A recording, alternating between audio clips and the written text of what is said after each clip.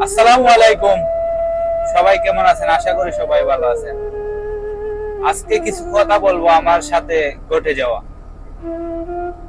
আমি যখন বাংলাদেশে ছিলাম তখন আমি বিদেশে আসার জন্য অনেক আগ্রহী ছিলাম, যে বাইরে দেশে যাব, কিছু করব ফ্যামিলির জন্য। তাই আমি অনেক আগ্রহী হয়ে পাসপোর্ট বানাইছি, কিন্তু পাসপোর্টে আমার বয়স ছিল একটু কম। কারণ কেন কেন কম দিছি, আমার অনেক আত্মীয় স্বজন আছে, চায় না যে ওরা আমি বিদেশ যাই, বিদেশ গিয়ে আমি উপরে চলে যাব, এরা চায় না। এর জন্য আমি বয়স আর বাড়াই না, আমার লেট হয়ে যাবে। এর জন্য আমি বয়স কম দিয়ে আমি চলে আসছি বাইরে দেশে। চলে আসার কারণে ওই দেশে দুবাইতে, ওখানে কানুন অনুযায়ী 18 বছরের উপর না হলে তোমার ভিসা লাগবে না, ওদের কানুন।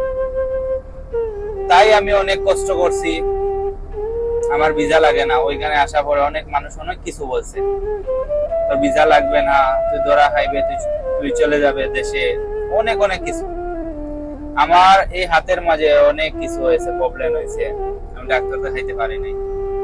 বাদে আমার যে ভাই আছে, যিনি আমাকে ওইখানে নিয়ে আসছে, ওনার আইডি কার্ড দিয়ে আমি ডাক্তারে গেছি, সবকিছু করছি, অনেক কষ্ট করছি। সবাই আমাকে অনেক কিছু বলছে, কিন্তু আমার যে ভাই আমাকে অনেক হেল্প করছে।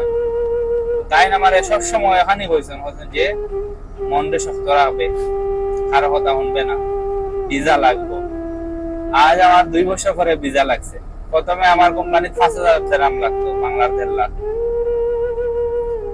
তো তারপর আমার ভিসা লাগছে না, 2 বছর পরে লাগছে। এর কারণে আমার কোম্পানির 3,000, বাংলার 1 লাখে আমার ভিসা লাগে গেছে।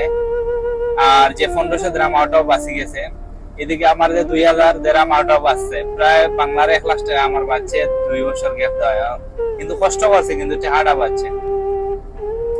তো এখানে অনেক মানুষ আছে 1.5 বছর, 2 বছর, 10 বছর, 15 বছর কাম করে কোনো যোগ্যতা অর্জন করতে পারছে না। আমি সবাইকে ছোট করছি না। আর আমি ওখানে কাজ করছি 2 বছর, কষ্ট করার পরে 2 বছর রানিং গেছে গিয়া, আমি কি করছি, এই সাইটে কাজ করছি, আমার 60টা সার্টিফিকেট পাইছি। বড় বড় কোম্পানি থেকে আমার 60টা সার্টিফিকেট দিয়েছে। সবাই বলবে, দেখ তুই 4 বছর হয়েছে না, দেখো শাকিল কিরকম হয়েছে। এইরকম ভাই, নিজের মনরে শক্ত রাখা হয়, আগে যাইতে হইলে।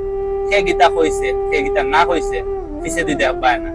নিজের যোগ্যতা লইয়া নিজে আগাইবাই, তাহলে তুমি সাকসেসফুল হইবে।